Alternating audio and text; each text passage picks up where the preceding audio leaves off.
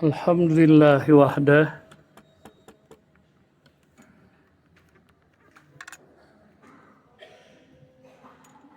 Alhamdulillahi wahdah alladzi sadaqa wa'dah wa nasara 'abdah wa azza jundah wa hazamal ahzaba wahdah. Allahumma shalli ala man la nabiyya ba'dah wa ala alihi wa sahbihi wa man tabi'ah. Asyhadu an la ilaha illallah wahdahu la syarikalah wa asyhadu anna Muhammadan abduhu wa rasuluh. Fa ya ayyuhal hadirun usikum wa nafsi wa iyaya bitaqwallah faqad fazal muttaqun. Fafhamu ma qala Allah ta'ala fil Qur'anil Karim. A'udzubillahi minasyaitonir rajim. Bismillahirrahmanirrahim. Ya ayyuhallazina amanuttaqullaha wal tanzur nafsum ma qaddamat lighad. Wa qala Rasulullah hasibu anfusakum qabla an tuhasibu. Shadaqallahul azim wa shadaqa Rasulullah. Sidang Jumat umum Allah, apa yang akan Anda dan kita pikirkan jika ada orang sudah 10 kali melakukan sebuah pekerjaan tapi tidak ada bedanya dengan orang yang belum pernah mengerjakan pekerjaan itu? Apa yang Anda dan kita pikirkan tentang orang itu jika dia sudah 20 kali mengerjakan sesuatu tapi hasilnya sama saja dengan orang yang baru mengerjakan 10 kali? Apa yang Anda dan kita pikirkan jika ada orang yang sudah 50 kali mengerjakan sebuah pekerjaan tapi hasilnya sama dengan orang yang baru 10 atau 20 kali mengerjakan. Bagi angkatan saya mau kepala 7, artinya saya minimal sudah melaksanakan 60 kali saum. Bagi Anda yang kepala 6, artinya Anda sudah melaksanakan minimal 50 kali saum. Jika Anda usia 40, berarti minimal Anda telah melaksanakan 30 kali saum. Pertanyaannya adalah, apa dampak dari puluhan kali kita melaksanakan ibadah saum itu? Ini yang sering kurang menjadi bahan evaluasi kerja kita. Kita kalau beribadah sering mengatakan ya cukuplah kita melaksanakan kewajiban, begitu kan? Hanya menggugurkan kewajiban, Islam formalistik. Atau ada juga yang berdalil padahal dalilnya salah. Allah tidak melihat hasilnya, katanya begitu, tapi Allah melihat prosesnya. Sebuah dalil yang salah. Islam itu tetap menginginkan bahwa ada dampak dari semua pekerjaan kita, dampak dari semua amal kita.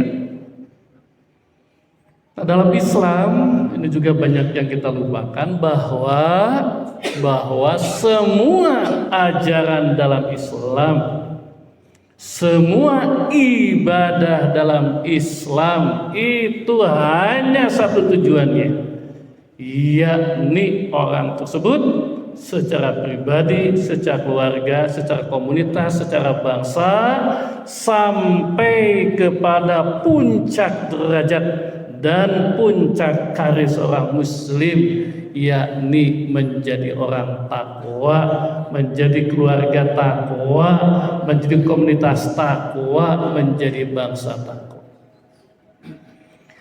Nah itulah maka puluhan kali kita melaksanakan Ramadan itu, puluhan kali kita melaksanakan saum Ramadan itu harus diukur sejauh mana meningkatnya ketakwaan kita. Orang yang 30 kali saum Ramadan harus berbeda kelas takwanya dengan orang yang baru 10 kali Ramadan. Orang yang sudah 60 kali Ramadan harus beda hasil takwanya dengan orang yang baru 20 kali Ramadan. Jika itu sama-sama, itu adalah disebut dengan saum yang sia-sia. Itulah yang kata Rasulullah, kamin soimin laisa lahu min saumihi ilal ju' wal atash. Banyak orang yang puluhan kali saum tapi tidak ada peningkatan apa-apa, tidak ada hasil apa-apa kecuali dia menikmati atau merasakan lapar dan haus saja. Jadi apa yang harus kita ukur itu banyak sekali amal-amalan takwa dalam Al-Quran. Tapi dalam kesempatan ini saya ingin mengajak mengukur bukan dari amal-amal itu, tapi dari akhlaknya, dari karakternya, dari perilakunya. Dalam surat Ali Imran ayat 17 bisa dilihat apa yang harus meningkat dengan amal ibadah Ramadan itu. Yang pertama adalah as-sabirin, jiwa, sikap, perilaku sabar kita. Apa arti sabar? Puluhan ayat bicara tentang arti sabar, kita ambil dua saja. Yang pertama, sabar itu adalah as-sabirina fil ba'sa'i wad-dharra'i wa hinal ba's. Sabar itu adalah tahan uji, tahan banting, tidak baper, tidak cengeng, tidak manja di dalam menjalani kehidupan, terutama melaksanakan ajaran dan aturan Allah. As-sabrun fi hukmillah, sabar dalam menjalani tugas-tugas dari Allah. Tahan uji, tahan banting, tidak baper, cengeng, tidak ada. Silahkan dalam realita kehidupan kita lihat, tidak ada orang yang sukses kalau dia tidak tahan uji, tidak sabar, tidak tahan banting, apalagi ketika kita menegakkan kebenaran. Dari mulai yang hoax, yang bully, yang memfitnah, yang menguji, banyak sekali tantangan-tantangan kehidupan kita. Bagaimana Rasul itu sabarnya luar biasa. Bahkan dalam menahan lapar pun Rasul luar biasa.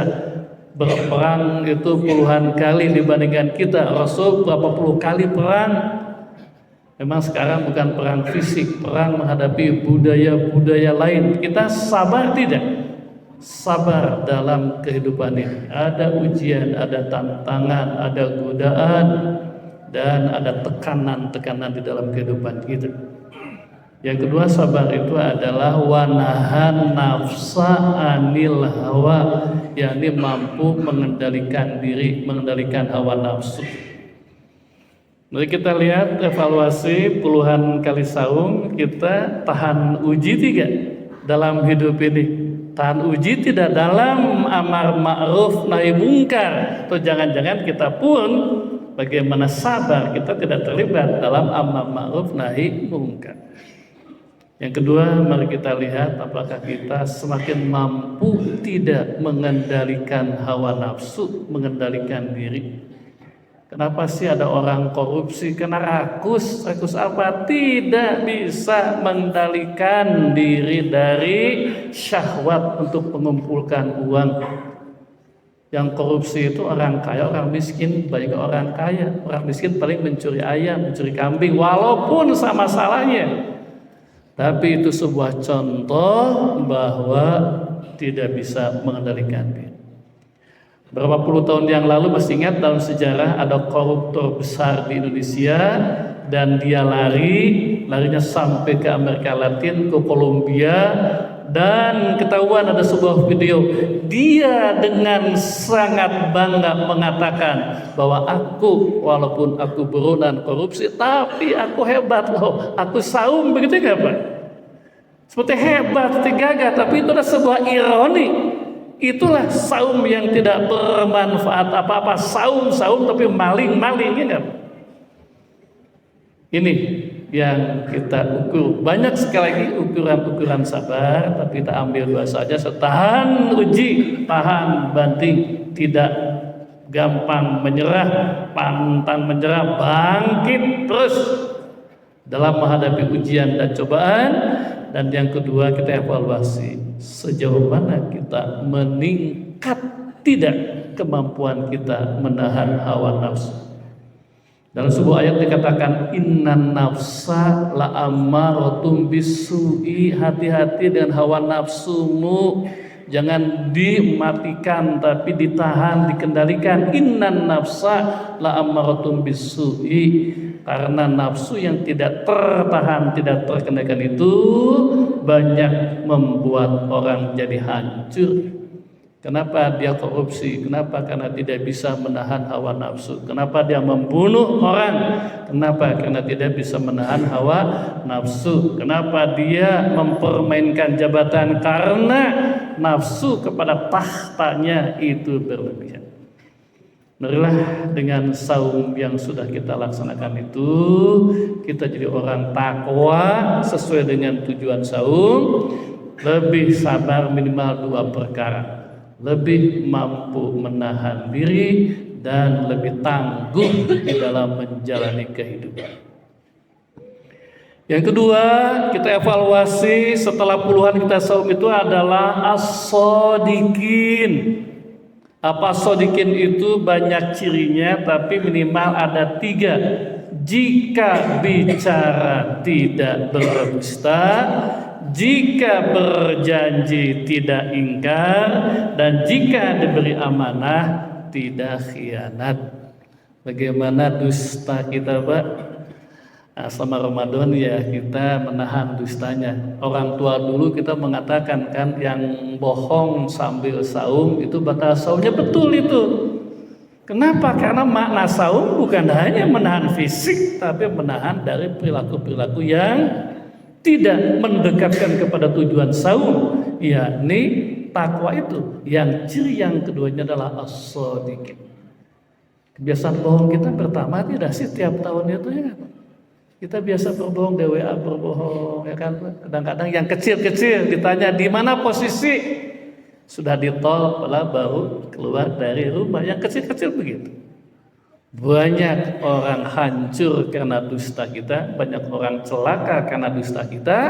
Itulah sebabnya dalam Al-Quran dan dalam hadis dikatakan orang yang as-shodiqin itu adalah jika bicara tidak banyak dusta.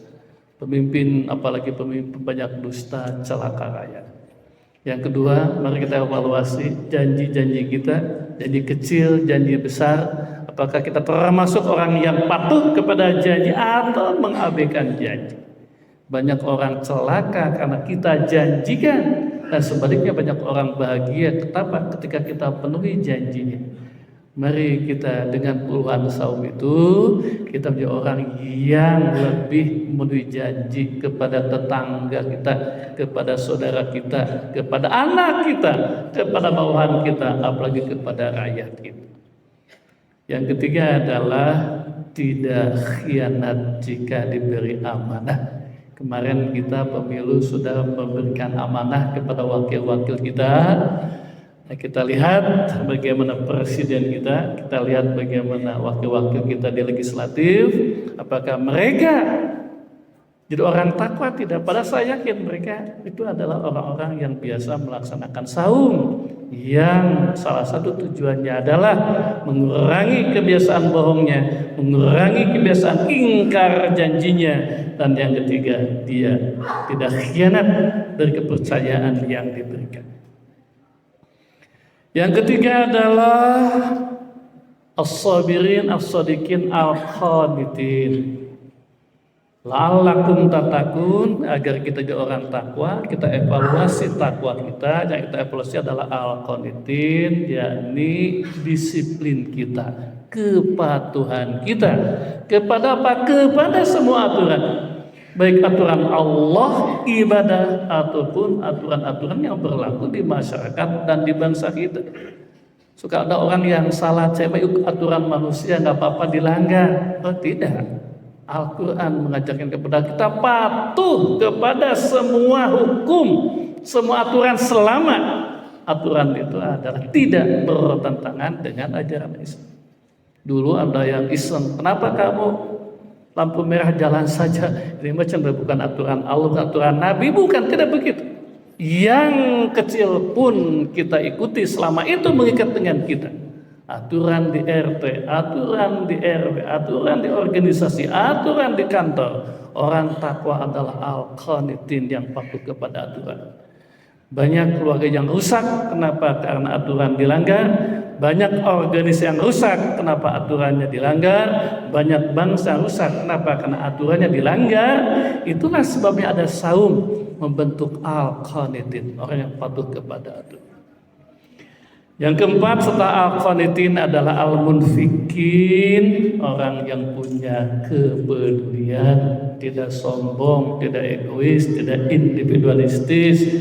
Dia peduli kepada istrinya, kepada anaknya, kepada tetangganya, kepada aloknya, kepada bibinya, kepada uaknya, kepada tetangganya, kepada saudaranya, kepada fakir, kepada miskin, kepada yatim, kepada orang yang terbelenggu hutang, dan terutama peduli kepada bawahan-bawahan kita. Mari kita evaluasi, apakah kita meningkat tidak kepedulian kita, atau kita termasuk orang yang acuh saja kepada orang-orang di sekitar kita. Jika itu terjadi, maka berarti saum kita selama itu yang gagal sama sekali. Yang kelima, yang terakhir adalah al-mustaghfirin bil ashar, as-sabirin, as-sadiqin, al-qanitin, al-munfikin, al-mustaghfirin. Apa al-mustaghfirin itu? Yang biasa minta maaf dan mohon ampun, baik kepada Allah dan kepada sesama manusia. Ada di antara kita yang susah minta maaf kepada Allah, ada di antara kita yang susah minta maaf kepada sesama manusia, gengsi, apalagi kepada bawahan kita. Tidak begitu. Orang takwa atau orang yang pemaaf dan tidak malu-malu untuk minta maaf. Hanya khusus untuk ini ada khususnya al-mustaghfirin bil ashar, minta maaf, minta ampun kepada Allah di waktu sahur, yakni sambil sholatul lail, sholat tahajud. Itulah bapak-bapak, sebetulnya Rasulullah pun sholat taraweh ba'da duhanya hanya 1 kali. Ya, selanjutnya Rasulullah taraweh lama saja, yakni tahajud di waktu sahur sebelum makan sahur. Dan jumakumullah, itulah yang perlu kita evaluasi. Puluhan kali kita melaksanakan saum, meningkat tidak ketakwaan kita. Hasibu anfusakum, hitung dirimu, hitung amalmu sebelum engkau nanti dihitung. Jangan sampai kita termasuk orang yang kalhima yahmilu asfaro, gitu Pak, kata Al-Quran, seperti keledai yang bawa kitab, gitu Pak. Kenapa? Karena kita berulang kali mengerjakan sebuah amalan tapi tidak berdampak dan tidak dievaluasi dampaknya. Kita evaluasi saum kita sejauh mana ketakwaan kita, minimal 5 jiwa, 5 karakter, 5 perilaku tadi. Barakallahu li wa nafani wa iyyakum bima fihi wa zikri lagi.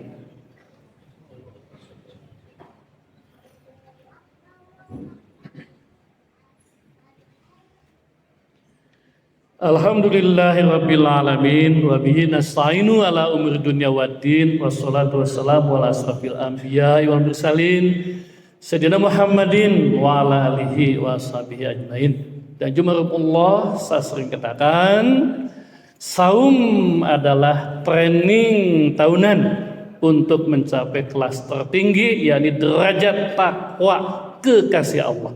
Nah, itulah maka kita evaluasi apakah training ini berhasil tidak menaikkan kelas kita. Jika tidak, maka kita akan termasuk orang yang rugi berlapar-lapar, rugi berhaus-haus, tapi tidak menaikkan kelas kita jadi kelas takwa. Kenapa? Karena perilaku akhlak takwanya kita tidak meningkat. Masih ada 27 hari lagi, kita terus laksanakan dengan baik dan evaluasi. Jangan sampai kita termasuk orang yang puluhan kali saum hanya mendapatkan training tahunan, mendapatkan training lapar dan haus saja, tidak training SDM, meningkatkan kualitas jiwa dan takwa kita. Marilah kita akhiri dengan memanjatkan doa kehadirat Allah Subhanahu wa taala. Innallaha wa malaikatahu yusholluna 'alan nabi ya ayyuhallazina amanu shallu 'alaihi wasallimu taslima.